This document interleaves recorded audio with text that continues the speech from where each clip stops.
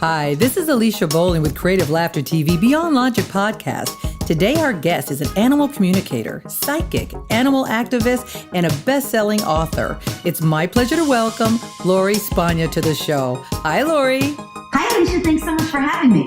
Oh, you know, animals are my passion. Just like you, love animals. People think I'm the crazy animal lady, but there's a reason for that because animals are wonderful. Yes. So I'm super excited to talk to you about a lot of things. But first, I kind of want to start off. I love to find out how people actually started with this. I mean, it's every child's dream to be able to talk to their animal and have them talk back. So what was that like for you growing up?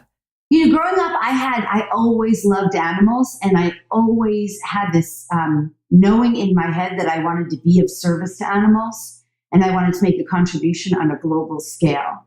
And I always used to talk to animals when I was little, but I didn't really develop these gifts until much later. And so when did that come about for you? Was it as an actual adult? Yeah, well, what actually happened in my life was I was working in corporate America, and I was actually a marketing director. I wasn't particularly happy. I was trying to find my way. I used to do volunteer work for animals at different rescue organizations, and I'd travel around the world doing volunteer projects with animals around the world globally. And then what happened was my brother died at one point while I was still in corporate America. He died of a drug overdose, an accidental drug overdose. And when that happened, I started to get messages from him. I did not know initially that that's what it was, but I would test it. You know, I'd be like, okay, if I'm not going crazy, you know, this is real, my brother, you know, those kinds of things, like show me this. Right. And some of the things I'd ask for the testing initially, it was like, I would hear, I can't do that. I can't do that, but you're not going crazy. So I started to learn what was possible, what wasn't possible from the so-called other side.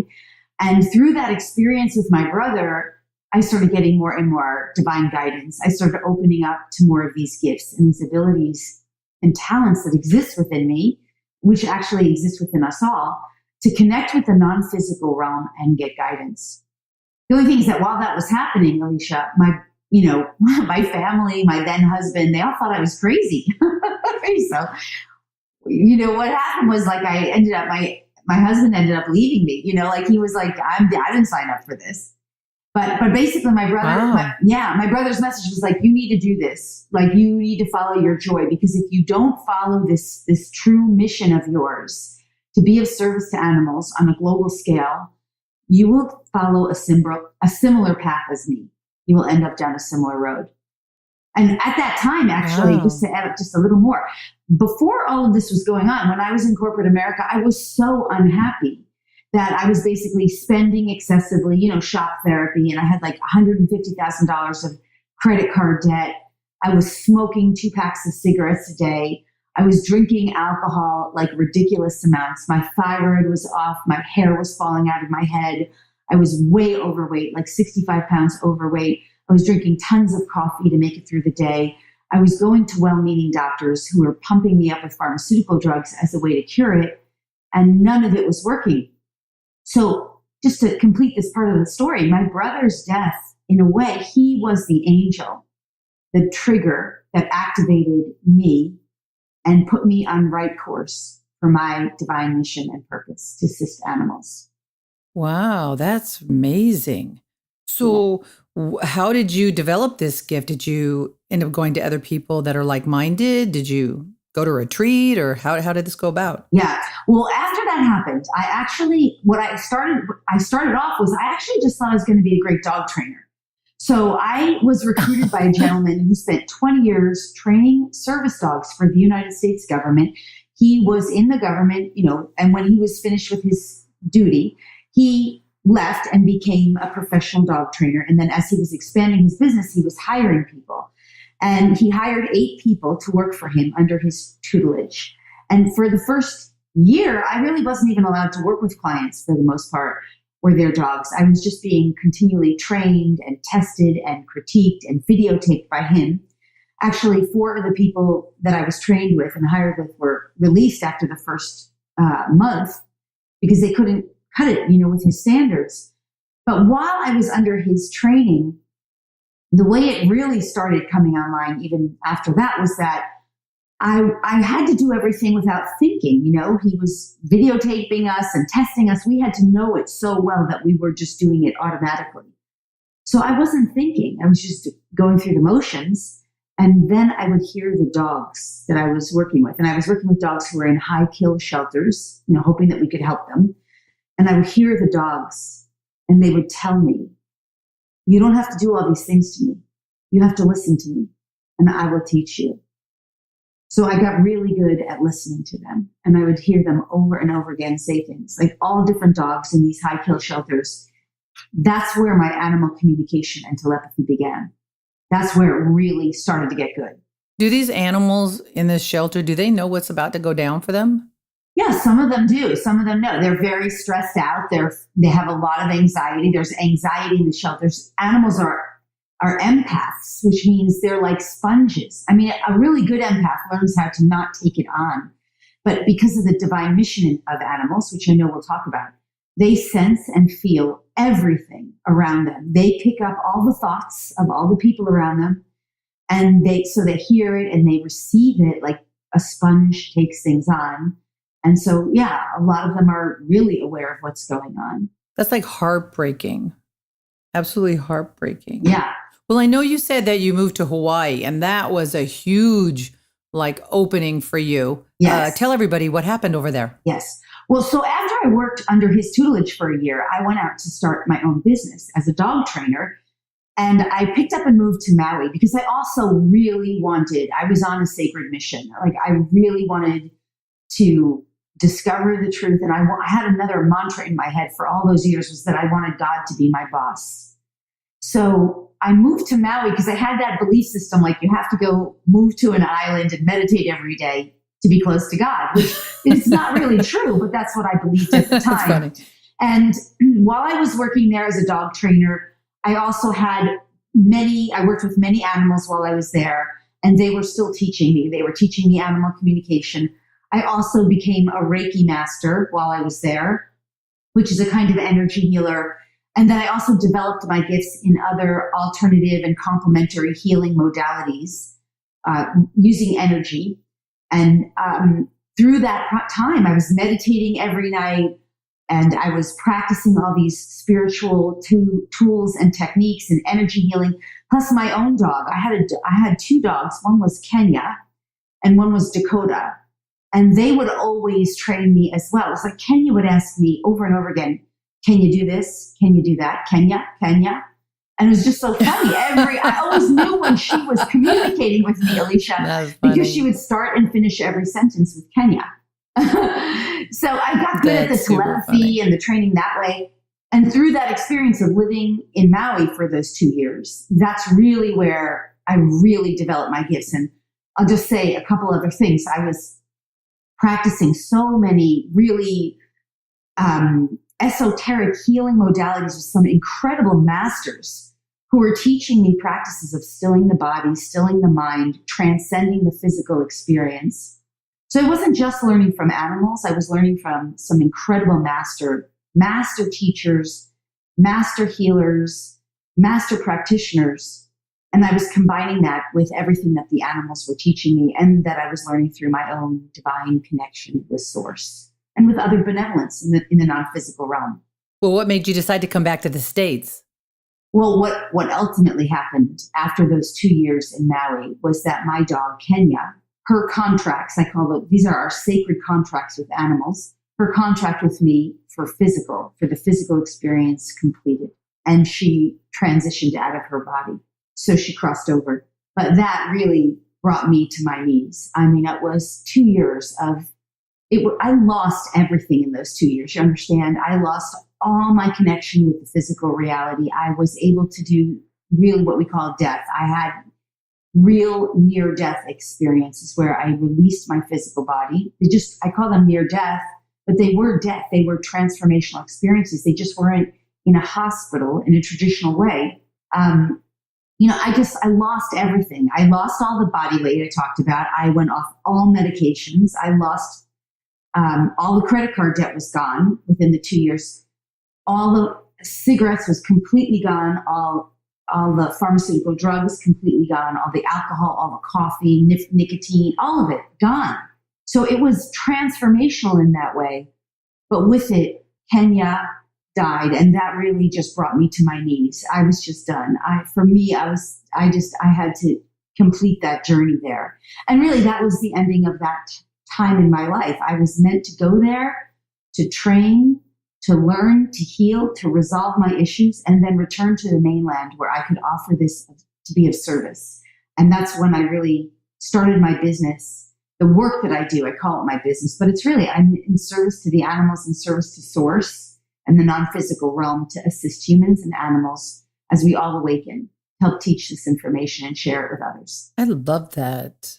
Well, I know animals have a lot to say. I mean, I've had 2 Bengals in a row, and believe me, they just talk like nonstop. And I'm like, oh my God, Yes. if I could just know what you'd say so I could calm you down. Yes. But you had told me a story about a few animals. And I know it's heart-wrenching for people to hear this. And even on the commercial, when the animals come and Sarah McLachlan starts, that music goes and everyone's crying when they turn the station because they can't stand watching it. I think people need to hear it. And I think people need to stop and look at it because they need to know that these animals have feelings. So I wanted you to tell a few stories about the animals who have said things to you, because I feel it's important, about the pig, the cow, the horse. Yeah. Like, I just feel it's important. Well, I want to say, though, before I say that, this is really important. The animals always say, please never feel pain for me. Please don't feel bad for me, because if you feel bad, you're actually energetically adding to the badness. They're not asking us to feel bad.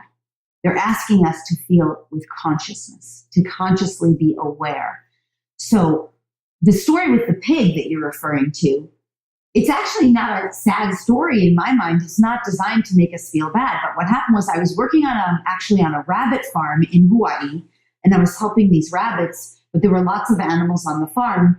And during one of my breaks, I went around and walked around the farm and was communicating with these animals.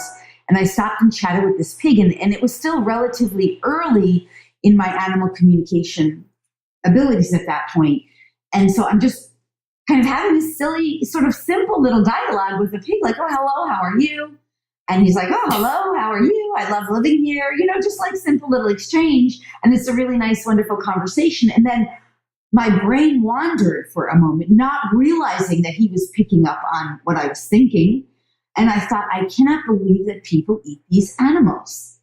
And the pig at that point darted to the other end of the pen and said, no, we're done with this conversation now. I'm not engaging with that. And he basically said, I don't want to talk to you anymore because you're thinking these thoughts and this isn't good for me to be engaging in. Tell other people we don't agree to be eaten. We don't agree. It's against our free will.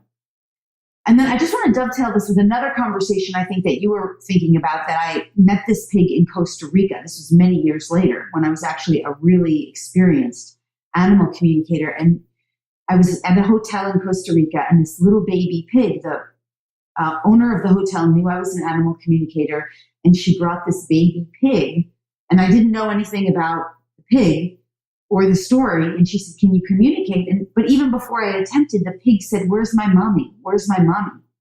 And I just said to the hotel owner, where's this pig's mommy? And she said, oh, like she paused really deep. And I knew right away, because I got that telepathically, not from the pig, but from her, that the mommy went to a slaughterhouse. And I said, is there any way this baby pig can say goodbye to her mommy? She wants to say goodbye. Because that was translated in an instant. The moment the human thought it, I picked it up. The baby pig understood that the mother was going to die. So she just wanted to be able to say goodbye. Yeah, that is heartbreaking. Mm-hmm. But again, I just want to reaffirm, they're not asking us to feel bad. They're actually asking us just to get conscious, because one thing animals say all the time is, if you're not happy, you're not helping. Bring your light, bring your happiness, bring your joy, bring your celebration to our energy, because as you do that, you actually uplift us and help us feel better. And you uplift the energy of the earth by being happy.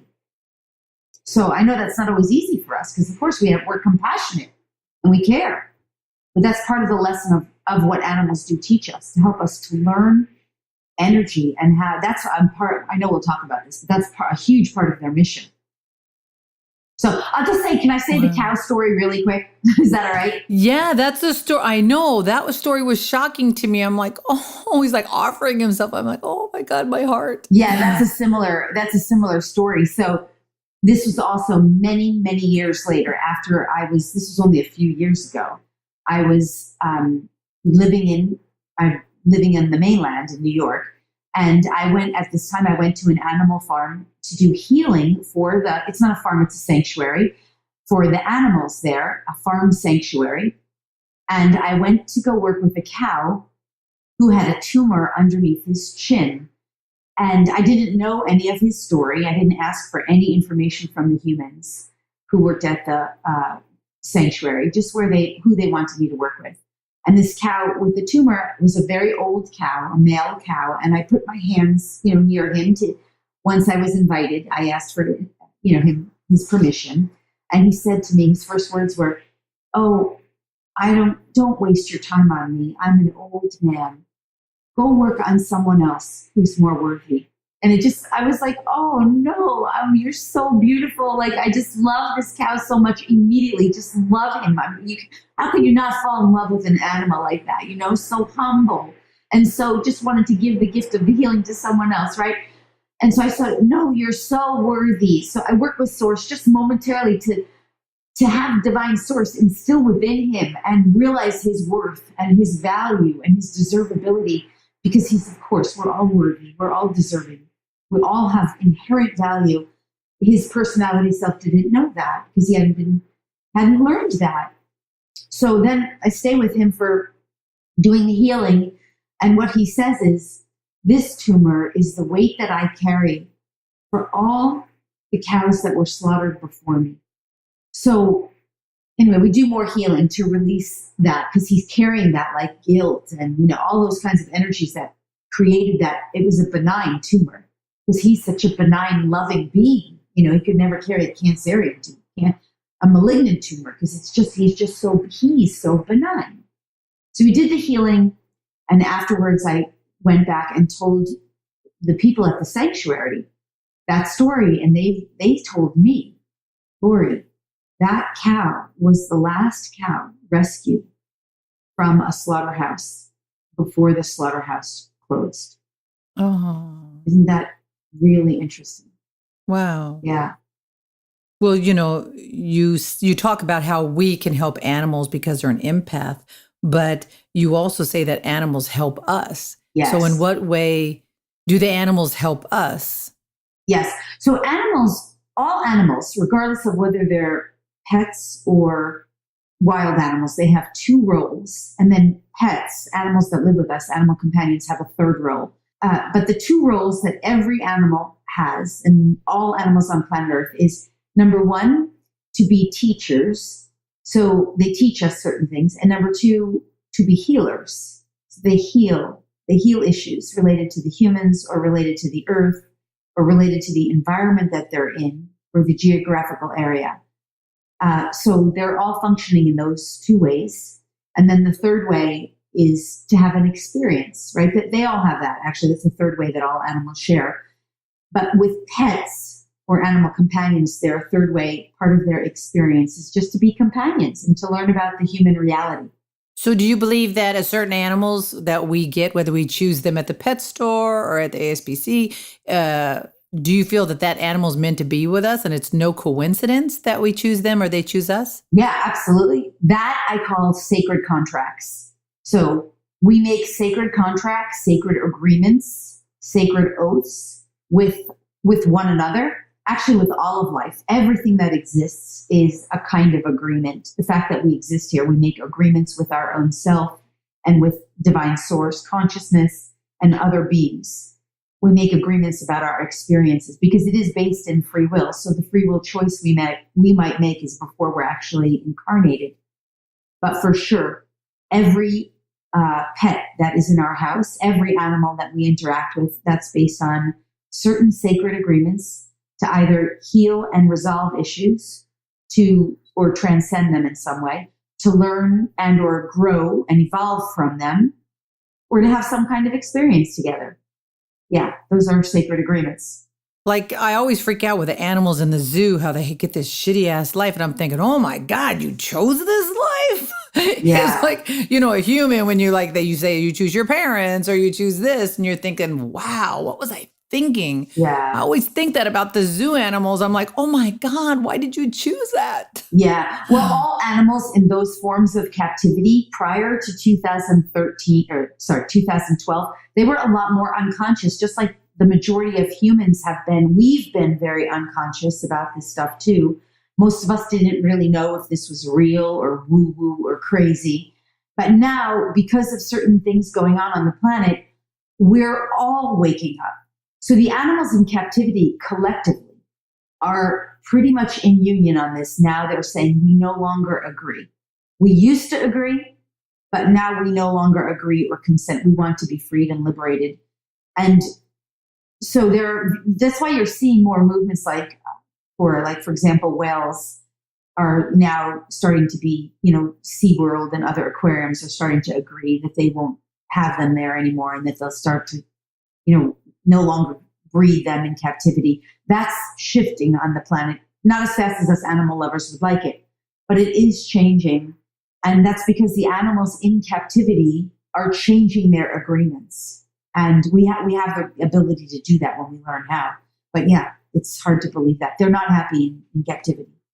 Yeah, I'm glad. I know I've noticed a lot of the zoos and stuff now, they're really like buckling down on them. And the circuses, which I'm really glad for. Oh, yeah. They look so sad and skinny, and it's just like, oh, God. Well, one of the things about our regular animals in our house, we get the finicky cat, we get the dog who keeps pooping on the carpet. We get those weird, unhealthy things, like we talked about allergies, how they're not really allergies. They could deal with the food. And I love the fact that you muscle test animals for like nutrients and, different things like you would on a human. Tell everybody about that, because that was really cool when you did that for Alex. Yeah. Okay. Well, so let me say, the way that I learned a lot about food and nutritional health for animals was, it started while I was in Hawaii, because after my animal companion, Kenya, my most beloved animal companion, Kenya, crossed over, one of the things she told me from the other side, from the non-physical realm, was, she said, and this was heartbreaking for me. She said, "Mommy, my whole life, I never enjoyed food with you. I never enjoyed the food you gave me. And I know that's hard for you to hear. But please, most animals, most dogs and cats don't enjoy their food for the most part, even if it appears as though they do to their human." And after that, I really started to do a lot more research. And I was learning it for myself too. And I was also learning it because my dog died of cancer while in Maui. And I came to understand as a healer that the cancer she took on was the anger and the resentment that I was healing within myself as a result of trying to clear up all my own pain and my suffering, especially related to my ex-husband and the divorce that I was going through while I was in Maui, and the loss of my brother, and just, it was my own pain she was taking on.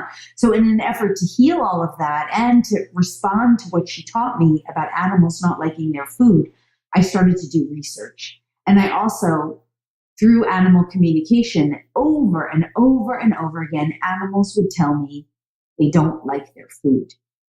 So I also learned that dried food is basically carbohydrates. So no matter what pet food companies say about the dried food being, the best or the highest in protein content, I learned, and through muscle testing, which I'll explain that too, came to realize it is absolutely true that the body takes dried food that comes in bags and turns it into carbohydrate, which is unhealthy for dogs and cats.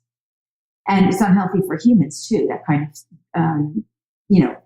simple carbohydrate that just converts to sugar in the body. That causes hot spots and skin issues and allergies on the physical level. So anyway, that's part of what I learned. Also, the same kind of thing happens with canned foods as well. It also converts to carbohydrate and starches, which converts to sugars and creates other kinds of dis-eases in the body. Because our cats and dogs are bred from wild wolves and wild cats who eat raw meat. So I'm a huge proponent of raw food diets for cats and dogs. The other aspect that you mentioned was the muscle testing, which is a real science called kinesiology. And that's just based on a simple fact, which is that the muscles in the body get stronger when something is healthier or when something is true or good for those muscles. So through that practice, it's quite easy to test for any animal's body or any human's body what's healthy for it or what's unhealthy. And everything can be tested. Everything: food, water, thoughts, emotions, etc. But that is a real science, kinesiology. So that's what we were referring to. I can incorporate that and test for the body of an animal or a human to see what's good for it. I love that. I think that's so cool. Well, one of the things you said, and this is amazing, you said that animals are record keepers. Yes. Like the whales have a certain job or this one has a certain job. Tell everybody about that, because I've never heard that before. And that is fascinating. Yeah. So I love this too. So all of the animals store up information. And the reason they do that is because they're helping humans to wake up. That's part of their role. When I say wake up, I mean for us to become more conscious so that we can live better lives. And because animals are so pure, they don't lie, they don't cheat, they don't steal, they're not trying to pay their bills, they're not trying to work things out with their mother-in-law or, whatever. They're just a pure conduit of information. They don't have that egoic aspect that will translate the information in a way that serves their own personal best. They're simple translators. We're translators when we learn how to practice and engage in animal communication and telepathy, which, again, everyone can learn how to do it. Everyone can do it with practice, perseverance, and certain discipline, discipled practice. But nonetheless, these animals are storing information because they don't filter. They won't lie to us. It's not like you can get, misinformation from somebody who's just doesn't know a higher truth. So for example, the whales and the dolphins are record keepers for all of the waters and all marine life. So if you want to know about the history of what happened in the area of Atlantis, for example, is Atlantis real? Did it really sink? Did that really happen? Or Lemuria, which a lot of people are familiar with that area of the world, where in a certain period of history, planetary bodies sunk, right? The whales and the dolphins have the records of that. And through animal communication and telepathy, you can find out truths about that without real truths, without being lied to. Another example is the elephants of the world. So elephants, they are record keepers. Those massive brains are storing up information about the history of Earth and other history related to geographical areas of the Earth, all of Mother Earth's history. So you can find out all kinds of information about the history of Earth and also the history of humanity, especially as it relates to the matriarchy. Why? Our society has been primarily governed and dominated by a patriarchy. So elephants and pachyderms in general, the other pachyderms, the rhinos and the hippos as well, have the history not only of the earth, but also of the matriarchy, the divine feminine, which is being restored on planet Earth to restore balance and peace and harmony to Earth. And that's awakening in us, This is part of what's happening on planet Earth right now. But nonetheless, that's their role. And we could go on. I'll just say real quick, the wolves. Man, I tell you, that should be your next book, because I tell you, I would totally buy that book, The Record Keeper. Yeah. And like all the thoughts of the animals and what they're here for. That's crazy. I think that is just amazing. Yeah. That's what they do. Could I just say one really, really fast? Because so many of us have dogs and cats. The wolves and all wild felines and wild canines are teaching about leadership. And they're teaching about how to effectively work with others. Partnership is the word. They're teaching us how to have partners, particularly partnership in group organization and group dynamic. That's the role of felines and canines. And they have, it branches off. It gets even more specific because dogs and wolves have one kind of branch off of leadership and partnership, and felines, lions and tigers and cats, etc. They have another form, but that's their overall umbrella of what they're here to teach and assist humanity with. It's really fascinating because we can learn. It is so fascinating. Oh my God. So much from them as we tap into their wisdom and their knowledge about how to function in such healthier ways and how to do partnership with our friends, our loved ones, with our society, our societal structures. They have all the answers. They have all the solutions. It's incredible. I love that. I still love that movie, Dr. Dolittle. I was actually just talking to somebody about that the other night when he was singing that song to the seal. I just wanted to kiss it on the nose. I'm just like, oh my God. Yeah. So you communicate with animals globally. So I don't know why I'm thinking this, but somebody else has to be thinking this too. So when you talk to them, do they have accents? So if you talk to an animal from Ireland, do they have an Irish accent? Do they like, bangles and, nosh for dinner? Well, it is true, actually, because animals, wherever they are in their cultural area, they pick up the cultural norms of that area. So if that area eats a certain, that geographical area eats a certain kind of food, an animal's going to have a predisposition to that because of the energetic environment that they live in. And they are, it is true that a dog who lives in France is going to learn a French language, or a cat who lives in Spain will learn Spanish, etc. And I love that. But the interesting thing is so funny. It is. But the interesting thing is there's a universal language of love, right? I say this all the time: learn to speak wolf and the universal language of love. So all animals speak a universal language of love. That is a language of energy and vibration. So when you're an animal communicator, I can't speak for all animal communicators, but for me, when I'm translating as a translator of their information that's coming to me, it's based on a universal language of energy, and that's easily translatable into any language that we speak. So I speak English. I would translate it in English, and it could come in images, it could come in visuals, it could come in as sensations that I might feel or they might feel, might come in as sensations of smell, or it could come in sensations of sight or sound. I could hear something. They might actually send an energetic sensation of a sound. It could be auditory, it could be visual, it could be any form of extrasensory perception that I might perceive. And then it's up to me as the translator to translate that effectively. But it's always some kind of energetic vibration, and the language that I communicate with animals on is universal. So it doesn't matter what language they speak. Also, just to say this too, while we're speaking on this, very often an animal might communicate from different levels of their consciousness. So they have a personality self, which is kind of like an ego self in a sense, just like we have. Their personality self might say, I really love my mom, snuggling next to my mom in her bed. Or they might say, I don't really like my pet sitter. Or they might say, I don't really like my vet, or I do like my vet, or tell him when he, pushes me there, that hurts. Or this is where, my tummy hurts. Those kinds of things are very personality, kind of conversations. But they also have, just like we have, they have a higher self aspect that is more aligned with a higher, lighter intelligence, divine intelligence of love, source. I call that, the access to source consciousness, which isn't the divine source itself, but it's an aspect of self that we're all connected with.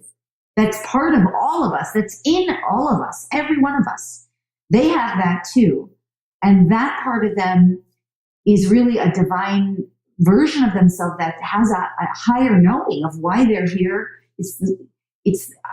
It has divine wisdom and guidance to share with their human, or with me to help their human. And that's usually who comes through with me more often than not, because that version wants that aspect of themselves, is a better way to say that, really wants to be of service and really wants to assist their human and themselves, and to provide that, that higher knowledge, that higher wisdom, that higher learning, so we can all grow and evolve. So there's different aspects of it. There's also, just like with us, there's a soul aspect of them that's slightly different. This is just my translation, of what I understand. But that soul aspect is going through many lifetimes, many existences. So it has a past lifetime memory, and it might have that aspect of the soul of your animal. You could have shared a past parallel lifetime in another dimension of time and space, another reality of a past life with them. And you went through experiences with them. And that will come through too, very often. Fascinating. Oh, I love that. Yeah. Well, before we wrap up, I want you to tell everybody about your books and where they can purchase them, because you have a lot of great things to say and people need to read them. Yeah. So tell everybody about them. Oh, thank you. Well, first, I just want to say people can I offer them a free gift? Is that all right? Sure. Okay, awesome. So people can get a free class in learning animal communication and telepathy. And also a free class on learning energy healing with their animals if they head over to my website at lauriespagna.com. And if they go to /free gifts, lauriespagna.com /free gifts, they'll get all these free gifts, plus a free class on developing your own intuition and a free Juicy Living ebook, which is full of fun, inspirational quotes. There's also lots of other free gifts on the website, on the home page, just at lauriespagna.com. So they'll get a free class on animal communication and telepathy and so much more. Oh, that's very cool. And to book a reading, because believe me, she's off the charts. You're going to love it, and your animal's going to love it. Oh, that's so nice of you. So definitely book a reading. And thank you so much for coming on the show. Oh, yeah, thank you. It's been my pleasure. I have loved it so much. And I love you, Alicia. I'm so grateful to you. And I love your podcast. So thank you so much for having me. We're definitely going to have you on again, because there's just so much to say to you. I always feel like I don't have enough time because you're so cool. But anyway, definitely go to her website. Once again, www.lauriespagna.com. Book a reading. You're going to love it. Also, check out our website for our monthly psychics and our group readings. And remember, you create your life, you create your future. This is Alicia Bowling with Beyond Logic.